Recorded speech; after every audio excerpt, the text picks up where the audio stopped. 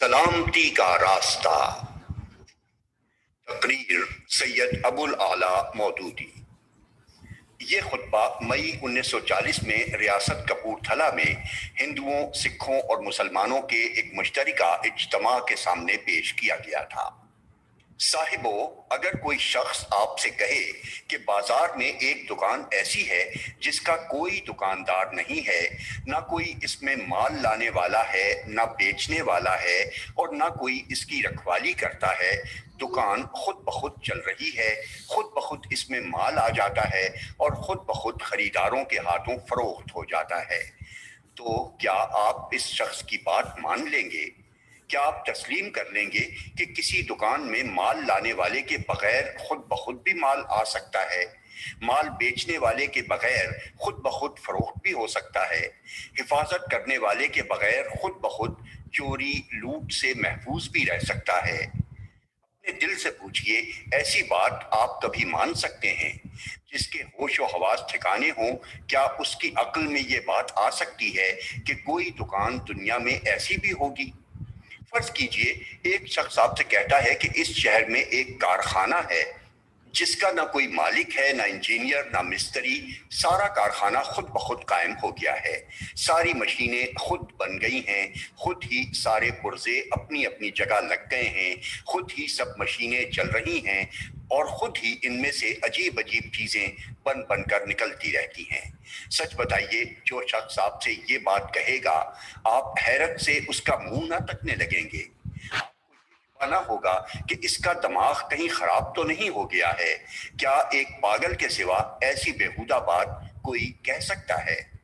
دور کی مثال چھوڑیے، یہ بجلی کا بلب جو آپ کے سامنے جل رہا ہے، کیا کسی کے کہنے سے آپ یہ مان سکتے ہیں کہ روشنی اس بلب میں آپ سے آپ پیدا ہو جاتی ہے؟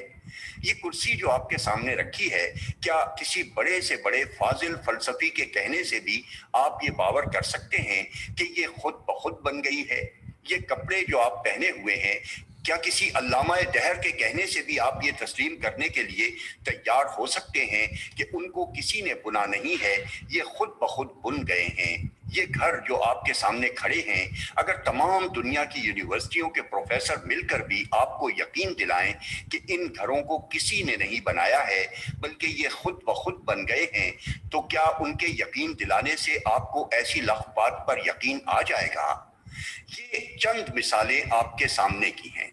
رات دن جن چیزوں کو آپ دیکھتے ہیں، انہی میں سے چند ایک میں نے بیان کی ہیں۔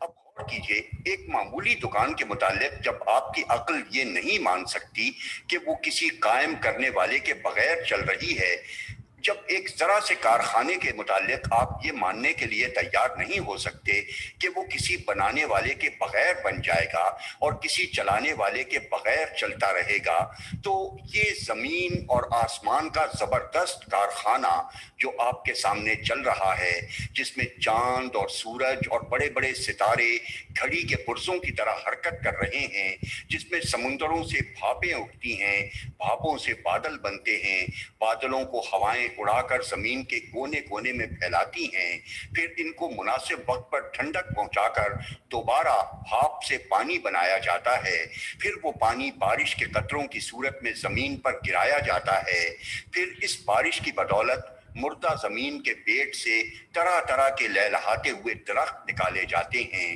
قسم قسم کے غلے، رنگ برنگ کے پھل اور وضع وضع کے پھول پیدا کیے جاتے ہیں۔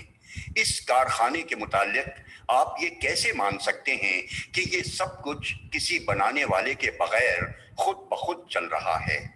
ایک ذرا سی کرسی، ایک گز بھر کپڑے، ایک چھوٹی سی دیوار کے متعلق کوئی کہہ دے کہ یہ چیزیں خود بنی ہیں، تو آپ فوراً فیصلہ کر دیں گے کہ اس کا دماغ چل گیا ہے۔ پھر بھلا اس شخص کے دماغ کی خرابی میں کیا شک ہو سکتا ہے جو کہتا ہے کہ زمین خود بن گئی، جانور خود پیدا ہو گئے، انسان جیسی حیرت انگیز چیز آپ سے آپ بن کر کھڑی ہو گئی؟ آدمی کا جسم جن اجزاء سے مل کر بنا ہے ان سب کو سائنسدانوں نے الگ الگ کر کے دیکھا تو معلوم ہوا کہ کچھ کوئلہ، کچھ گندک، کچھ فاسفورس، کچھ کیلشیم، کچھ نمک، چند گیسیں اور بس ایسی ہی چند اور چیزیں جن کی مجموعی قیمت چند روپوں سے زیادہ نہیں ہے۔ یہ چیزیں جتنے جتنے وزن کے ساتھ آدمی کے جسم میں شامل ہیں اتنے ہی وزن کے ساتھ انہیں لے لیجئے، جن کی مجموعی قیمت چند روپوں سے زیادہ نہیں ہے۔ یہ چیزیں جتنے جتنے وزن کے ساتھ آدمی کے جسم میں شامل ہیں اتنے ہی وزن کے ساتھ انہیں لے لیجئے اور جس طرح جی چاہے ملا کر دیکھ لیجئے، آدمی کسی ترکیب سے نہ بن سکے گا۔ پھر کس طرح آپ کی عقل یہ مان سکتی ہے کہ ان چند بے جان چیزوں سے دیکھتا، سنتا، بولتا، چلتا پھرتا انسان جو ہوائی جہاز اور ریڈیو بناتا ہے کسی کاریگر کی حکمت کے بغیر خود بخود بن جاتا ہے؟ کبھی آپ نے غور کیا کہ ماں کے پیٹ کی چھوٹی سی فیکٹری میں کس طرح آدمی تیار ہوتا ہے؟ باپ کی کارستانی کا اس میں کوئی دخل نہیں، ماں کی حکمت کا اس میں کوئی کام نہیں۔ ایک ذرا سی تھیلی میں دو کیڑے جو خود بین کے بغیر دیکھنے میں نہیں آ سکتے، نہ معلوم کب آپس میں مل جاتے ہیں، ماں کے خون ہی سے ان کو غذا پہنچنی شروع ہو جاتی ہے، وہیں سے لوہا، گندک، فاسفورس وغیرہ تمام چیزیں جن کا میں نے اوپر ذکر کیا ہے ایک خاص وزن اور خاص نسبت کے ساتھ وہاں جمع ہو کر لوتھڑا بنتی ہیں۔ پھر اس لوتھڑے میں جہاں آنکھیں بننی چاہیے وہاں آنکھیں بنتی ہیں، جہاں کان بننے چاہیے وہاں کان بنتے ہیں، جہاں دماغ بننا چاہیے وہاں دماغ بنتا ہے، جہاں دل بننا چاہیے وہاں دل بنتا ہے۔ ہڈی اپنی جگہ پر، گوشت اپنی جگہ پر، غرض ایک ایک پرزہ اپنی اپنی جگہ پر ٹھیک بیٹھتا ہے۔ پھر اس میں جان پڑ جاتی ہے، دیکھنے کی طاقت، سننے کی طاقت، چکھنے اور سونگھنے کی طاقت، بولنے کی طاقت، سوچنے اور سمجھنے کی طاقت اور نہ جانے کتنی بے حد و حساب طاقتیں اس میں بھر جاتی ہیں۔ اس طرح جب انسان مکمل ہو جاتا ہے تو پیٹ کی وہی چھوٹی سی فیکٹری جہاں 9 مہینے تک وہ بن رہا تھا خود زور کر کے اسے باہر دھکیل دیتی ہے۔ اس فیکٹری سے ایک ہی طریقے پر لاکھوں انسان روز بن کر نکل رہے ہیں، مگر ہر ایک کا نمونہ جدا ہے، شکل جدا، رنگ جدا، آواز جدا، قوتیں اور قابلیتیں جدا، طبیعتیں اور خیالات جدا، اخلاق اور صفات جدا۔ ایک ہی ماں کے پیٹ کے نکلے ہوئے دو سگے بھائی تک ایک دوسرے سے نہیں ملتے۔ یہ ایک ایسا کرشمہ ہے جسے دیکھ کر عقل دنگ رہ جاتی ہے۔ اس کرشمے کو دیکھ کر بھی جو شخص یہ کہتا ہے کہ یہ کام کسی زبردست حکمت والے، زبردست قدرت والے، زبردست علم والے اور بے نظیر کمالات والے خدا کے بغیر ہو رہا ہے یا ہو سکتا ہے، یقیناً اس کا دماغ درست نہیں ہے۔ اس کو عقل مند سمجھنا عقل کی توہین کرنا ہے۔ کم از کم میں تو ایسے شخص کو اس قابل نہیں سمجھتا کہ کسی معقول مسئلے پر اس سے گفتگو کروں۔ توحید۔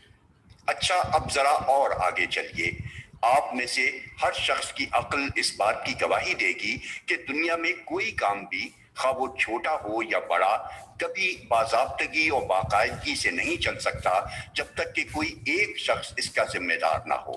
ایک مدرسے کے 2 ہیڈ ماسٹر، ایک محکمے کے 2 ڈائریکٹر، ایک فوج کے 2 سپہ سالار، ایک سلطنت کے 2 رئیس یا بادشاہ کبھی آپ نے سنے ہیں؟ اور کہیں ایسا ہو تو کیا آپ سمجھتے ہیں کہ ایک دن کے لیے بھی انتظام ٹھیک ہو سکتا ہے؟ آپ اپنی زندگی کے چھوٹے چھوٹے معاملات میں اس کا تجربہ کرتے ہیں کہ جہاں کوئی کام ایک سے زیادہ آدمیوں کی ذمہ داری پر چھوڑا جاتا ہے وہاں سخت بد انتظامی ہوتی ہے، لڑائی جھگڑے ہوتے ہیں اور آخر ساجے کی ہنڈیا چوراہے میں پھوٹ کر رہتی ہے۔ انتظام، باقاعدگی، ہمواری اور خوش اسلوبی دنیا میں جہاں کہیں بھی آپ دیکھتے ہیں وہاں لازمی طور پر کوئی ایک طاقت کار فرما ہوتی ہے، کوئی ایک ہی وجود با اختیار و اقتدار ہوتا ہے اور کسی ایک کے ہاتھ میں سردشتہ کار ہوتا ہے۔ اس کے بغیر انتظام کا آپ تصور نہیں کر سکتے۔ یہ ایسی سیدھی بات ہے کہ کوئی شخص جو تھوڑی سی عقل بھی رکھتا ہو اسے ماننے میں تعامل نہ کرے گا۔ اس بات کو ذہن میں رکھ کر ذرا اپنے گرد و پیش کی دنیا پر نظر ڈالیے۔ یہ زبردست کائنات جو آپ کے سامنے پھیلی ہوئی ہے، یہ کروڑوں سیارے جو آپ کو گردش کرتے ہوئے نظر آتے ہیں، یہ زمین جس پر آپ رہتے ہیں، یہ چاند جو راتوں کو نکلتا ہے، یہ سورج جو صبح کو طلوع ہوتا ہے، یہ زہرہ، یہ مریخ، یہ عطارد، یہ مشتری اور یہ دوسرے بے شمار تارے جو گیندوں کی طرح گھوم رہے ہیں، دیکھیے ان سب کے گھومنے میں کیسی سخت باقاعدگی ہے۔ کبھی رات اپنے وقت سے پہلے آتی ہوئی آپ نے نہ دیکھی، کبھی دن وقت سے پہلے نکلتے دیکھا، کبھی چاند زمین سے ٹکرایا، کبھی سورج اپنا راستہ چھوڑ کر ہٹا، کبھی کسی اور ستارے کو آپ نے ایک بال برابر بھی اپنی گردش کی راہ سے ہٹتے ہوئے دیکھا یا سنا۔ یہ کروڑہا سیارے جن میں سے بعض ہماری زمین سے لاکھوں گنے بڑے ہیں اور بعض سورج سے بھی ہزاروں گنے بڑے، یہ سب گھڑی کے پرزوں کی طرح ایک زبردست رابطے میں کسے ہوئے اور ایک بندھے ہوئے حساب کے مطابق اپنی اپنی مقررہ رفتار کے ساتھ اپنے اپنے مقررہ راستے پر چل رہے ہیں۔ نہ کسی کی رفتار میں ذرہ برابر فرق آتا ہے، نہ کوئی اپنے راستے سے بال برابر ٹل سکتا ہے۔ ان کے درمیان جو نسبتیں قائم کر دی گئی ہیں، اگر ان میں ایک پل کے لیے بھی ذرا سا فرق آ جائے تو سارا نظام عالم برخم ہو جائے۔ جس طرح ریلیں ٹکراتی ہیں، اسی طرح سیارے ایک دوسرے سے ٹکرا جائیں۔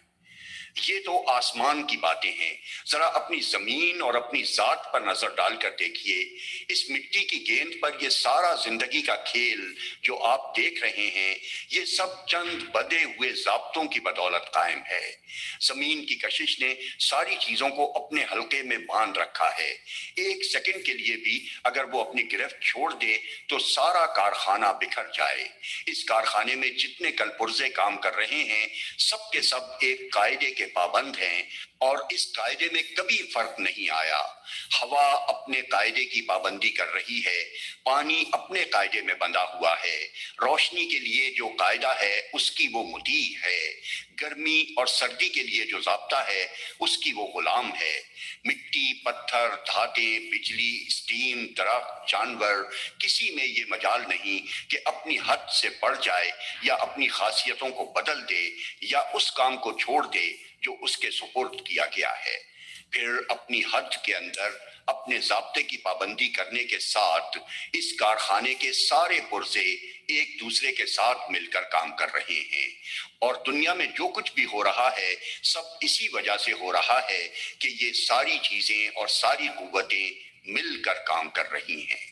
ایک ذرا سے بیج ہی کی مثال لے لیجئے جس کو آپ زمین میں بوتے ہیں، وہ کبھی پرورش پا کر درخت بن ہی نہیں سکتا جب تک کہ زمین اور آسمان کی ساری قوتیں مل کر اس کی پرورش میں حصہ نہ لیں۔ زمین اپنے خزانوں سے اس کو غذا دیتی ہے، سورج اس کی ضرورت کے مطابق اسے گرمی پہنچاتا ہے، پانی سے جو کچھ وہ مانگتا ہے وہ پانی دیتا ہے، ہوا سے جو کچھ وہ طلب کرتا ہے وہ ہوا دیتی ہے، راتیں اسے ٹھنڈک اور اوس بہم پہنچاتی ہیں، دن اسے گرمی پہنچا کر پختگی کی طرف لے جاتے ہیں۔ اس طرح مہینوں اور برسوں تک مسلسل ایک باقاعدگی کے ساتھ یہ سب مل جل کر اسے پالتے پوستے ہیں، تب جا کر کہیں درخت بنتا ہے اور اس میں پھل آتے ہیں۔ آپ کی یہ ساری فصلیں جن کے بلبوتے پر آپ جی رہے ہیں، انہی بے شمار مختلف قوتوں کے بالاتفاق کام کرنے ہی کی وجہ سے تیار ہوتی ہیں، بلکہ آپ خود زندہ اسی وجہ سے ہیں کہ زمین اور آسمان کی تمام طاقتیں متفقہ طور پر آپ کی پرورش میں لگی ہوئی ہیں۔ اگر تنہا ایک ہوا ہی اس متفقہ کاروبار سے الگ ہو جائے تو آپ ختم ہو جائیں۔ اگر پانی ہوا اور گرمی کے ساتھ موافقت کرنے سے انکار کر دے تو آپ پر بارش کا ایک قطرہ نہ برس سکے۔ اگر مٹی پانی کے ساتھ اتفاق کرنا چھوڑ دے تو آپ کے باغ سوکھ جائیں، آپ کی کھیتیاں کبھی نہ پکیں اور آپ کے مکان کبھی نہ بن سکیں۔ اگر دیا سلائی کی رگڑ سے آگ پیدا ہونے پر راضی نہ ہو تو آپ کے چولہے ٹھنڈے ہو جائیں اور آپ کے سارے کارخانے یک لخت بیٹھ جائیں۔ اگر لوہا آگ کے ساتھ تعلق رکھنے سے انکار کر دے تو آپ ریلیں اور موٹریں تو درکنار ایک سوئی اور چھری تک نہ بنا سکیں۔ غرض کہ ساری دنیا جس میں آپ جی رہے ہیں یہ صرف اسی وجہ سے قائم ہے کہ اس عظیم الشان سلطنت کے سارے محکمے کے کسی اہلکار کی یہ مجال نہیں ہے کہ اپنی ڈیوٹی سے ہٹ جائے یا ضابطے کے مطابق دوسرے محکموں کے اہلکاروں سے اشتراک عمل نہ کرے۔ یہ جو کچھ میں نے آپ سے بیان کیا ہے، کیا اس میں کوئی بات جھوٹ یا خلاف واقعہ ہے؟ شاید آپ میں سے کوئی بھی اسے جھوٹ نہ کہے گا۔ اچھا، اگر یہ سچ ہے تو مجھے بتائیے کہ یہ زبردست انتظام، یہ حیرت انگیز باقاعدگی، یہ کمال درجے کی ہمواری، یہ زمین و آسمان کی بے حد و حساب چیزوں اور طاقتوں میں کامل موافقت آخر کس وجہ سے ہے؟ کروڑوں برسوں سے یہ کائنات یوں ہی قائم چلی آ رہی ہے۔ لاکھوں ہزار سال سے اس زمین پر درخت اگ رہے ہیں، جانور پیدا ہو رہے ہیں، اور نہ معلوم کب سے انسان اس زمین پر جی رہا ہے۔ کبھی ایسا نہ ہوا کہ چاند زمین پر گر جاتا یا زمین سورج سے ٹکرا جاتی۔ کبھی رات اور دن کے حساب میں فرق نہ آیا۔ کبھی ہوا کے محکمے کی پانی کے محکمے سے لڑائی نہ ہوئی۔ کبھی پانی مٹی سے نہ روٹھا۔ کبھی گرمی نے آگ سے رشتہ نہ توڑا۔ آخر اس سلطنت کے تمام صوبے، تمام محکمے، تمام ہرکارے اور کارندے کیوں اس طرح قانون اور ضابطے کی پابندی کیے چلے جا رہے ہیں؟ کیوں ان میں لڑائی نہیں ہوتی؟ کیوں فساد برپا نہیں ہوتا؟ کس چیز کی وجہ سے یہ سب ایک انتظام میں بندھے ہوئے ہیں؟ اس کا جواب اپنے دل سے پوچھئے۔ کیا وہ یہ گواہی نہیں دیتا کہ ایک ہی خدا اس ساری کائنات کا بادشاہ ہے؟ ایک وہی ہے جس کی زبردست طاقت نے سب کو اپنے ضابطے میں باندھ رکھا ہے۔ اگر 10-20 نہیں 2 خدا بھی اس کائنات کے مالک ہوتے تو یہ انتظام اس باقاعدگی کے ساتھ کبھی نہ چل سکتا۔ ایک ذرا سے مدرسے کا انتظام تو 2 ہیڈ ماسٹروں کی ہیڈ ماسٹری برداشت نہیں کر سکتا، پھر بھلا اتنی بڑی زمین و آسمان کی سلطنت 2 خداؤں کی خدائی میں کیسے چل سکتی تھی؟ بس واقعہ صرف اتنا ہی نہیں ہے کہ دنیا کسی بنانے والے کے بغیر نہیں بنی ہے، بلکہ یہ بھی واقعہ ہے کہ اس کو ایک ہی نے بنایا ہے۔ حقیقت صرف اتنی ہی نہیں ہے کہ اس دنیا کا انتظام کسی حاکم کے بغیر نہیں چل رہا ہے، بلکہ یہ بھی حقیقت ہے کہ وہ حاکم ایک ہی ہے۔ انتظام کی باقاعدگی صاف کہہ رہی ہے کہ یہاں ایک کے سوا کسی کے ہاتھ میں حکومت کے اختیارات نہیں ہیں۔ ضابطے کی پابندی منہ سے بول رہی ہے کہ اس سلطنت میں ایک حاکم کے سوا کسی کا حکم نہیں چلتا۔ قانون کی سخت گیری شہادت دے رہی ہے کہ ایک ہی بادشاہ کی حکومت زمین سے آسمان تک قائم ہے۔ چاند، سورج اور سیارے اسی کے قبضہ قدرت میں ہیں۔ زمین اپنی تمام چیزوں کے ساتھ اسی کے تابع فرمان ہے۔ ہوا اسی کی غلام ہے۔ پانی اسی کا بندہ ہے۔ دریا اور پہاڑ اسی کے اختیار میں ہیں۔ درخت اور جانور اسی کے مطیع ہیں۔ انسان کا جینا اور مرنا اسی کے اختیار میں ہے۔ اس کی مضبوط گرفت نے سب کو پوری قوت کے ساتھ جکڑ رکھا ہے۔ کوئی اتنا زور نہیں رکھتا کہ اس کی حکومت میں اپنا حکم چلا سکے۔ در حقیقت اس مکمل تنظیم میں ایک سے زیادہ حاکموں کی گنجائش ہی نہیں ہے۔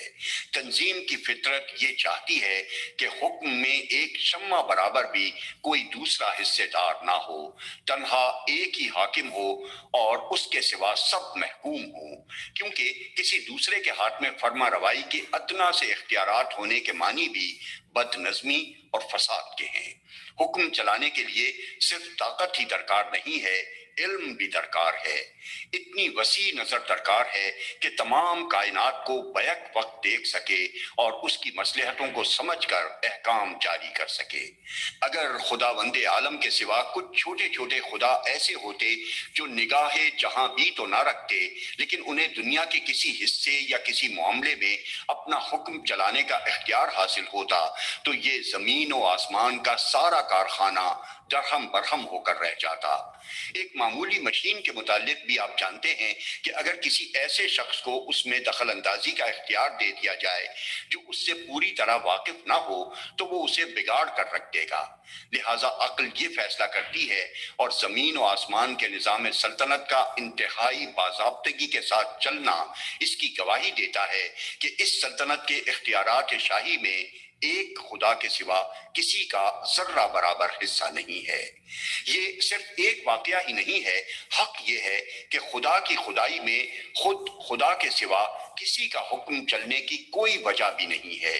جن کو اس نے اپنے دست قدرت سے بنایا ہے، جو اس کی مخلوق ہیں، جن کی ہستی اس کی عنایت سے قائم ہے، جو اس سے بے نیاز ہو کر خود اپنے بلبوتے پر ایک لمحے کے لیے بھی موجود نہیں رہ سکتے، ان میں سے کسی کی یہ حیثیت کب ہو سکتی ہے کہ خدائی میں اس کا حصہ دار بن جائے؟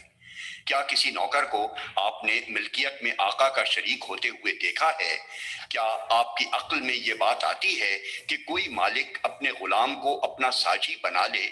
کیا خود آپ میں سے کوئی شخص اپنے ملازموں میں سے کسی کو اپنی جائیداد میں یا اپنے اختیارات میں حصے دار بناتا ہے؟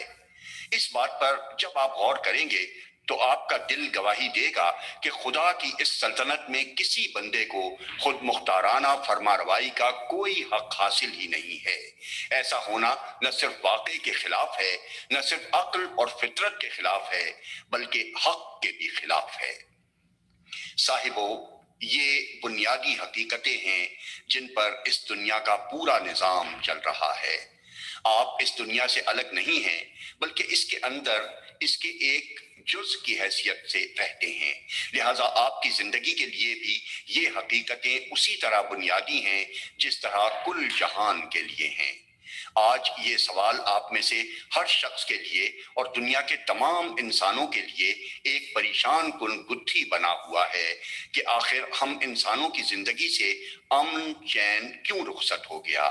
کیوں آئے دن مصیبتیں ہم پر نازل ہو رہی ہیں؟ کیوں ہماری زندگی کی کل بگڑ گئی ہے؟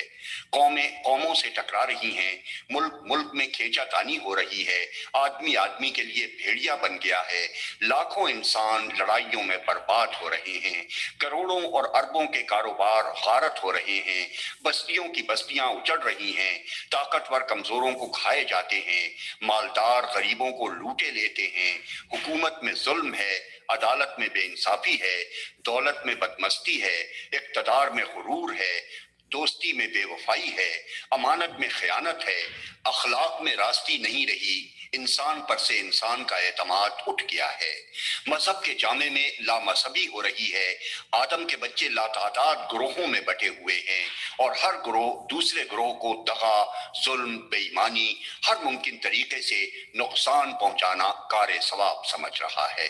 یہ ساری خرابیاں آخر کس وجہ سے ہیں؟ خدا کی خدائی میں اور جس طرف بھی ہم دیکھتے ہیں امن ہی امن نظر آتا ہے۔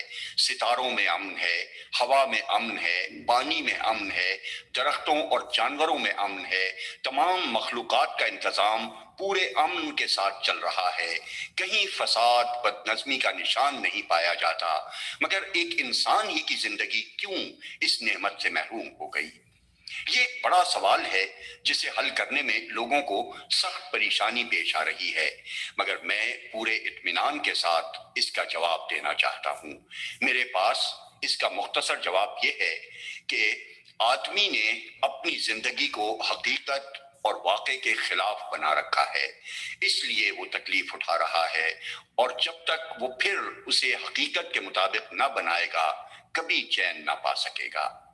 آپ چلتی ہوئی ریل کے دروازے کو اپنے گھر کا دروازہ سمجھ بیٹھیں اور اسے کھول کر بے تکلف اس طرح باہر نکل آئیں جیسے اپنے مکان کے صحن میں قدم رکھ رہے ہیں، تو آپ کی اس غلط فہمی سے نہ ریل کا دروازہ گھر کا دروازہ بن جائے گا، نہ وہ میدان جہاں آپ گریں گے گھر کا صحن ثابت ہوگا۔ آپ کے اپنی جگہ کچھ سمجھ بیٹھنے سے حقیقت ذرا بھی نہ بدلے گی۔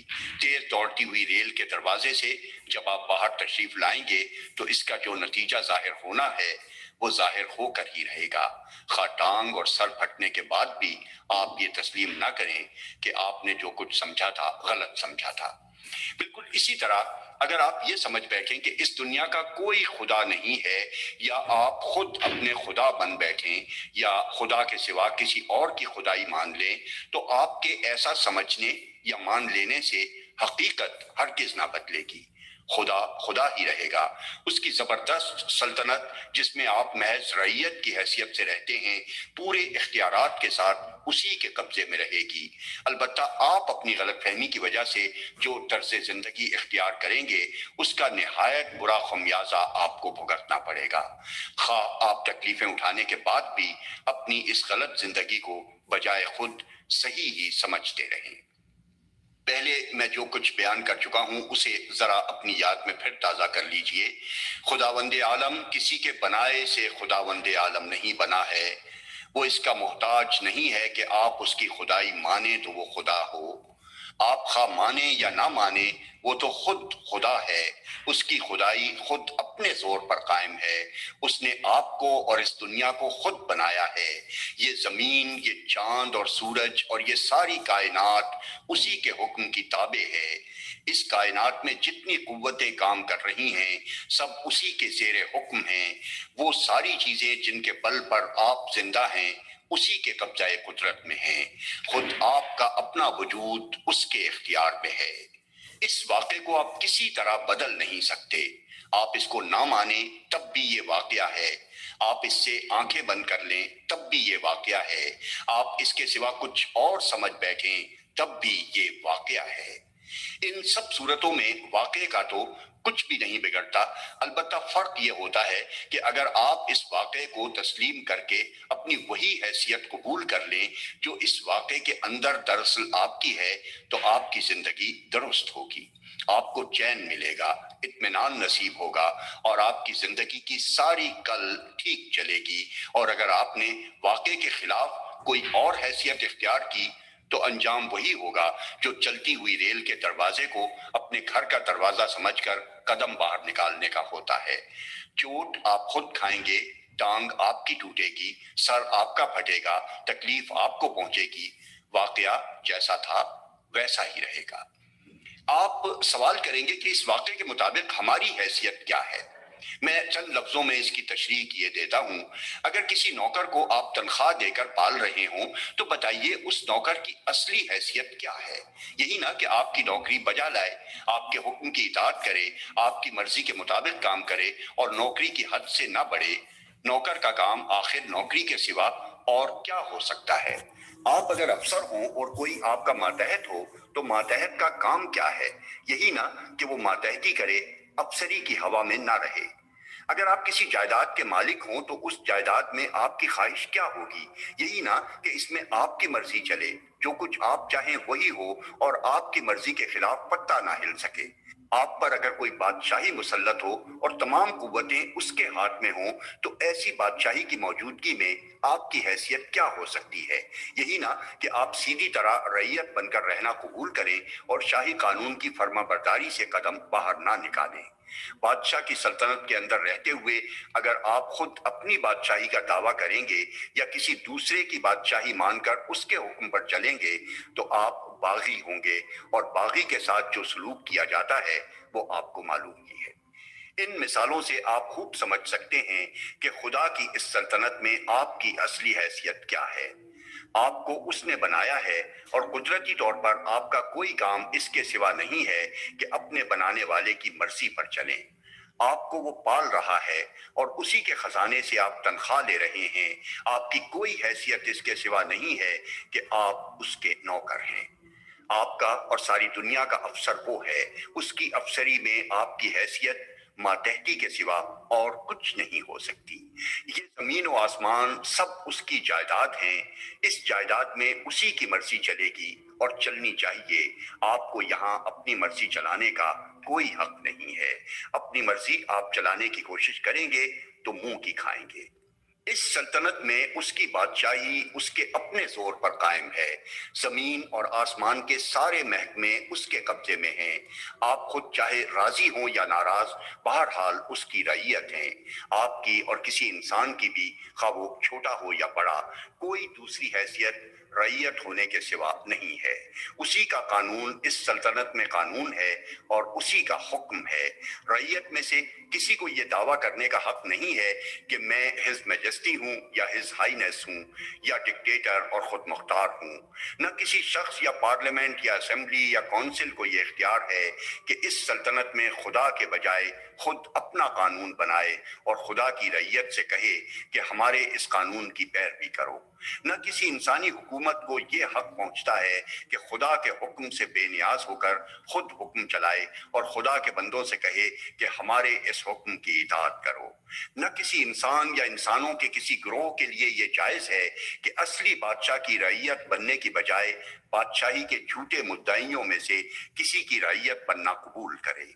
असली बादशाह के कानून को छोड़कर झूठे कानून साजों का कानून तस्लीम करे और असली हुक्मरान से मुंह मोड़कर झूठ मूठ की इन हुकूमतों का हुक्म मानने लगे। ये तमाम सूरतें बगावत की हैं। खुद बादशाही के इख्तियारात का दावा करना या किसी ऐसे मुद्दई के दावे को कबूल करना, दोनों हरकतें रैयत के लिए बगावत का हुक्म रखती हैं और इसकी सजा उन दोनों को मिलनी यकीनी है, खा जल्दी मिले या देर में। आपकी और एक एक इंसान की पेशानी के बाल खुदा की मुट्ठी में हैं। जब चाहे पकड़कर घसीट ले। जमीन और आसमान की इस सल्तनत में भाग जाने की ताकत किसी में नहीं है। आप इससे भागकर कहीं पनाह नहीं ले सकते। मिट्टी में मिलकर आपका एक एक जर्रा भी अगर मुंतशिर हो जाए, आग में जलकर खा आपकी राख हवा में फैल जाए, पानी में बहकर खा आप मछलियों की खुराक बने या समुंदर के पानी में घुल जाएं, हर जगह से खुदा आपको पकड़ लेगा। हवा उसकी गुलाम है, जमीन उसकी बंदी है, पानी और उसकी मछलियां सब उसके हुक्म की ताबे हैं। एक इशारे पर सब तरफ से आप पकड़े हुए आ जाएंगे और फिर वो आप में से एक एक को बुलाकर पूछेगा कि मेरी रैयत होकर बादशाही सॉवरेंटी का दावा करने का हक तुम्हें कहां से पहुंच गया था? मेरे मुल्क में अपना हुक्म चलाने के इख्तियारात तुम कहां से लाए थे? मेरी सल्तनत में अपना कानून जारी करने वाले तुम कौन थे? मेरे बंदे होकर दूसरों की बंदगी करने पर तुम कैसे राजी हो गए? मेरे नौकर होकर तुमने दूसरों का हुक्म माना, मुझसे तनख्वाह लेकर दूसरों को अन्नदाता और राज़िक समझा, मेरे गुलाम होकर दूसरों की गुलामी की, मेरी बादशाही में रहते हुए दूसरों के कानून को कानून समझा और दूसरों के फरामीन की इताअत की। ये बगावत किस तरह तुम्हारे लिए जायज हो गई थी? फरमाइए, आप में से किसी के पास उस इल्जाम का जवाब है? कौन से वकील साहब वहां अपने कानूनी दाव पेच से बचाव की सूरत निकाल सकेंगे और कौन सी सिफारिश पर आप भरोसा रखते हैं कि वो आपको इस बगावत के जुर्म की सजा भुगतने से बचा लेगी? साहिबो, यहाँ सिर्फ हक ही का सवाल नहीं है, ये सवाल भी है कि खुदा की इस खुदाई में क्या इंसान बादशाही या कानून साजी या हुक्मरानी का अहल हो सकता है? जैसा कि अभी अर्ज कर चुका हूं, एक मामूली मशीन के मुतालिक भी आप ये जानते हैं कि अगर कोई अनाड़ी शख्स जो इस मशीनरी से वाकिफ ना हो इसे चलाएगा तो बिगाड़ देगा। जरा किसी नावाकिफ आदमी से एक मोटर ही चलवा कर देख लीजिए, अभी आपको मालूम हो जाएगा कि इस हिमाकत का क्या अंजाम होता है। अब जरा खुद सोचिए कि लोहे की एक मशीन का हाल जब यह है कि सही इल्म के बगैर उसको इस्तेमाल नहीं किया जा सकता, तो इंसान जिसके नफ्सियात इंतहा दर्जे के पेचीदा हैं, जिसकी जिंदगी के मामलात बेशुमार पहलू रखते हैं और हर पहलू में लाखों गुत्थियां हैं, उसकी पेच दर पेच मशीनरी को वो लोग चला सकते हैं जो दूसरों को जानना और समझना तो दरकनार खुद अपने आप को भी अच्छी तरह नहीं जानते और नहीं समझते। ऐसे अनाड़ी जब कानून साज बन बैठेंगे और ऐसे नादान जब इंसानी जिंदगी की ड्राइवरी पर आमादा होंगे, तो क्या इसका अंजाम किसी अनाड़ी शख्स के मोटर चलाने के अंजाम से कुछ भी मुख्तलिफ हो सकता है? यही वजह है कि जहां खुदा के बजाय इंसानों का बनाया हुआ कानून माना जा रहा है और जहां खुदा की इताअत से बेनियाज होकर इंसान हुक्म चला रहे हैं और इंसान का हुक्म चला रहे हैं और इंसान उनका हुक्म चला रहे हैं और इंसान उनका हुक्म मान रहे हैं, वहां किसी भी जगह امن نہیں ہے، کسی بھی جگہ آدمی کو چین نصیب نہیں، کسی جگہ بھی انسانی زندگی کی کل سیدھی نہیں چلتی، کچھ تو خون ہو رہے ہیں، ظلم اور بے انصافی ہو رہی ہے، لوٹ کھسوٹ برپا ہے، آدمی کا خون آدمی چوس رہا ہے، اخلاق تباہ ہو رہے ہیں، صحتیں برباد ہو رہی ہیں، تمام طاقتیں جو خدا نے انسان کو دی تھیں انسان کے فائدے کے بجائے اس کی تباہی اور بربادی میں صرف ہو رہی ہیں۔ یہ مستقل دوزخ جو اسی دنیا میں انسان نے اپنے لیے آپ اپنے ہاتھوں بنا لی ہے، اس کی وجہ اس کے سوا کچھ نہیں ہے کہ اس نے بچوں کی طرح شوق میں آ کر اس مشین کو چلانے کی کوشش کی جس کے کل پرزوں سے وہ واقف ہی نہیں۔ اس مشین کو جس نے بنایا ہے وہی اس کے رازوں کو جانتا ہے، وہی اس کی فطرت سے واقفیت رکھتا ہے، اسی کو ٹھیک ٹھیک معلوم ہے کہ یہ کس طرح صحیح چل سکتی ہے۔ اگر آدمی اپنی حماقت سے باز آ جائے اور اپنی جہالت تسلیم کر کے اس قانون کی پابندی کرنے لگے جو خود اس مشین کے بنانے والے نے مقرر کیا ہے، تب تو جو کچھ بگڑا ہے وہ پھر بن سکتا ہے، ورنہ ان مصیبتوں کا کوئی حل ممکن نہیں ہے۔ آپ ذرا اور گہری نظر سے دیکھیں تو آپ کو جہالت کے سوا اپنی زندگی کے بگاڑ کی ایک اور وجہ بھی نظر آئے گی۔ ذرا سی عقل یہ بات سمجھنے کے لیے کافی ہے کہ انسان کسی ایک شخص یا ایک خاندان یا ایک قوم کا نام نہیں ہے، تمام دنیا کے انسان بہرحال انسان ہیں، تمام انسانوں کو جینے کا حق ہے، سب اس کے حقدار ہیں کہ ان کی ضرورتیں پوری ہوں، سب امن کے، انصاف کے، عزت اور شرافت کے مستحق ہیں۔ انسانی خوشحالی اگر کسی چیز کا نام ہے تو وہ کسی ایک شخص یا خاندان یا قوم کی خوشحالی نہیں بلکہ تمام انسانوں کی خوشحالی ہے، ورنہ ایک خوشحال ہو اور 10 بدحال ہوں تو آپ یہ نہیں کہہ سکتے کہ انسان خوشحال ہے۔ فلاح اگر کسی چیز کو کہتے ہیں تو وہ تمام انسانوں کی فلاح ہے، نہ کہ کسی ایک طبقے کی یا ایک قوم کی۔ ایک کی فلاح اور 10 کی بربادی کو آپ انسانی فلاح نہیں کہہ سکتے۔ اس بات کو اگر آپ صحیح سمجھتے ہیں تو غور کیجئے کہ انسانی فلاح اور خوشحالی کس طرح حاصل ہو سکتی ہے۔ میرے نزدیک اس کی کوئی صورت اس کے سوا نہیں کہ انسانی زندگی کے لیے قانون وہ بنائے جس کی نظر میں تمام انسان یکساں ہوں، سب کے حقوق انصاف کے ساتھ وہ مقرر کرے جو نہ تو خود اپنی کوئی ذاتی غرض رکھتا ہو اور نہ کسی خاندان یا طبقے کی یا کسی ملک یا قوم کی اغراض سے اس کو خاص دلچسپی ہو۔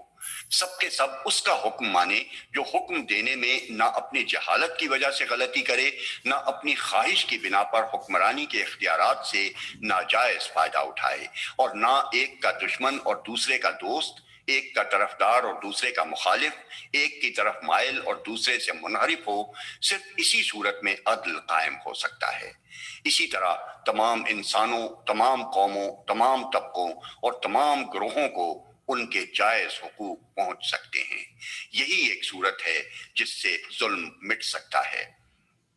اگر یہ بات بھی درست ہے تو پھر میں آپ سے پوچھتا ہوں کہ کیا دنیا میں کوئی انسان بھی ایسا بے لاگ، ایسا غیر جانبدار، ایسا بے غرض اور اس قدر انسانی کمزوریوں سے بالا تر ہو سکتا ہے؟ شاید آپ میں سے کوئی شخص میرے اس سوال کا جواب اثبات میں دینے کی جرات نہ کرے گا۔ یہ شان صرف خدا ہی کی ہے، کوئی دوسرا اس شان کا نہیں ہے۔ انسان خواہ کتنے ہی بڑے دل گردے کا ہو، بہرحال وہ اپنی کچھ ذاتی اغراض رکھتا ہے، کچھ دلچسپیاں رکھتا ہے، کسی سے اس کا تعلق زیادہ ہے اور کسی سے کم، کسی سے اس کو محبت ہے اور کسی سے نہیں ہے۔ ان کمزوریوں سے کوئی انسان پاک نہیں ہو سکتا۔ یہی وجہ ہے کہ جہاں خدا کے بجائے انسانوں کا قانون مانا جاتا ہے اور خدا کے بجائے انسانوں کے حکم کی اطاعت کی جاتی ہے، وہاں کسی نہ کسی صورت میں ظلم اور بے انصافی ضرور موجود ہے۔ ان شاہی خاندانوں کو دیکھیے جو زبردستی اپنی طاقت کے بل بوتے پر امتیازی حیثیت حاصل کیے ہوئے ہیں۔ انہوں نے اپنے لیے وہ عزت، وہ ٹھاٹھ، وہ آمدنی، وہ حقوق اور وہ اختیارات مخصوص کر رکھے ہیں جو دوسروں کے لیے نہیں ہیں۔ یہ قانون سے بالا تر ہیں، ان کے خلاف کوئی دعویٰ نہیں کیا جا سکتا، یہ چاہے کچھ کریں ان کے مقابلے میں کوئی چارہ جوئی نہیں کی جا سکتی، کوئی عدالت ان کے نام سمن نہیں بھیج سکتی۔ دنیا دیکھتی ہے کہ یہ غلطیاں کرتے ہیں، مگر کہا یہ جاتا ہے اور ماننے والے مان بھی لیتے ہیں کہ بادشاہ غلطی سے پاک ہے۔ دنیا دیکھتی ہے کہ یہ معمولی انسان ہیں جیسے اور سب انسان ہوتے ہیں، مگر یہ خدا بن کر سب سے اونچے بیٹھتے ہیں اور لوگ ان کے سامنے یوں ہاتھ باندھے، سر جھکائے، ڈرے سہمے کھڑے ہوئے ہیں، گویا ان کا رزق، ان کی زندگی، ان کی موت سب ان کے ہاتھ میں ہے۔ یہ رعایا کا پیسہ اچھے اور برے ہر طریقے سے گھسیٹتے ہیں اور اسے اپنے محلوں پر، اپنی سواریوں پر، اپنے عیش و آرام اور اپنی تفریحوں پر بے دریغ لٹاتے ہیں۔ ان کے کتوں کو وہ روٹی ملتی ہے جو کما کر دینے والی رعایا کو نصیب نہیں ہوتی۔ کیا یہ انصاف ہے؟ کیا یہ طریقہ کسی عادل کا مقرر کیا ہوا ہو سکتا ہے جس کی نگاہ میں سب انسانوں کے حقوق اور مفاد یکساں ہو؟ کیا یہ لوگ انسانوں کے لیے کوئی منصفانہ قانون بنا سکتے ہیں؟ ان برہمنوں اور پیروں کو دیکھیے، ان نوابوں اور رئیسوں کو دیکھیے، ان جاگیرداروں اور زمینداروں کو دیکھیے، ان ساہوکاروں اور مہاجنوں کو دیکھیے،